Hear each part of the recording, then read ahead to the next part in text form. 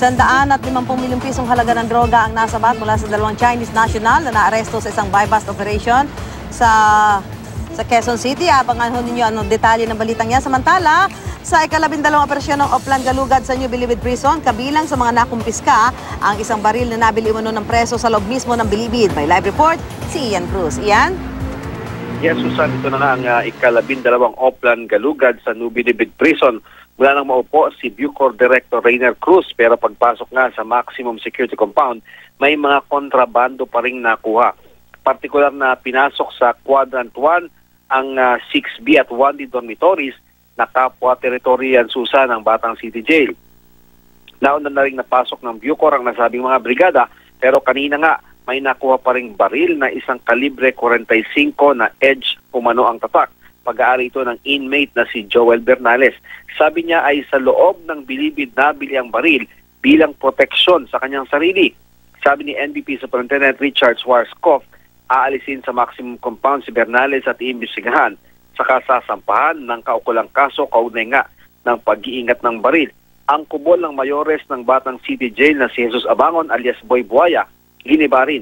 Maganda ang kubol at nakuhanan din ng iba't ibang mga kagamitan. Meron pang PlayStation, meron pa siyang portable na facial machine. At sa ibang bahagi, may mga aircon pang nakuha at flat screen na TV. Isang handheld radio Susan ang nakumpiska na ka-frequency umano ng gamit ng mga taga Bureau of Corrections. Sa common area naman ng Batang City Jail, may nakuhang drug paraphernalia, may ilang container din ng sadike o yung tinatawag na homemade na alak na nakumpiska rin. May nakuha pa ring mga kutsilyo, pati yung simpleng kubol naman sa likod ng morgue sa may infirmary ay pinagiba rin ng pamuno ng NBP. At sabi nga nila, magpapatuloy pa rin ang Oplan Galugad dahil hindi raw sila titigil habang may nakukuhang mga illegal na gamit sa loob ng piitan. Susan. Iyan, ito ba yung ginagawa nilang Oplan Galugad? Ito ba nalalaman in advance o surprise ito talaga na walang nakakaalam basta na lang sila dadating doon para magsagawa ng operasyon? Susan, alam mo pang 12 na ito, no? So parang kahit papaano may ideya na rin yung mga inmate na maaaring magkaroon ulit ng Oplan Galugad. Yun nga lang, hindi nila alam kung anong oras eksakto o kung kailan yung mismong date, kung kailan napapasok itong mga jail guards. Pero yun nga, dahil nga sinasabi na tuloy-tuloy ito at halos linggo-linggo ay nagkakaroon nga nung Oplan Galugad, more or less may idea na sila. At lalo pa nga, Susan, may nakuhang isang handheld radio doon sa Batang City Jail. At alam naman natin kung ka-frequency nila yung sa Bureau of Corrections, yung gamit ng mga jail guard, talagang maririnig nila pag-shout doon sa radyo. Kaya isa rin yan sa iniimbestigahan sapagkat yun nga, kapag nag-shout sila ron, tiyak na maririnig na proceeding na doon sa area. Kaya nga, maaring nalalaman din daw itong mga inmate yung galaw ng mga jail guards, Susan.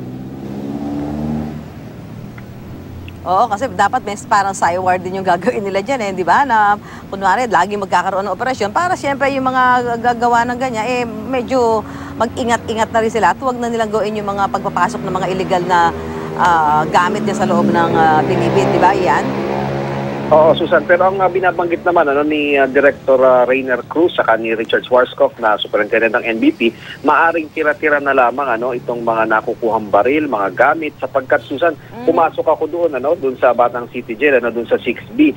Pagpanik mo doon, dati lang daw talaga yung dalawang palapag. Pero ang ginawa nitong mga ibang inmate, yung mga may pera, nagkaroon ng mezzanine, At yung mga mezzanine, Susan, merong mga kala mo, mga dingding lang, may maliit lamang na parang kala mo dingding lang pero pag tinulak mo meron palang parang sikretong kwarto at doon nga yung kwarto nitong si Bernales.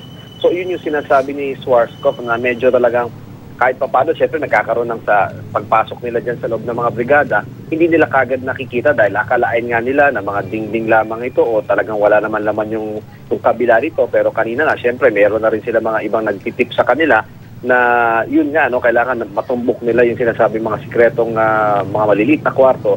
At kaya nga kanina, may mga nakuha pa, gaya nga ng baril nung kay Ginoong Bernales, Susan.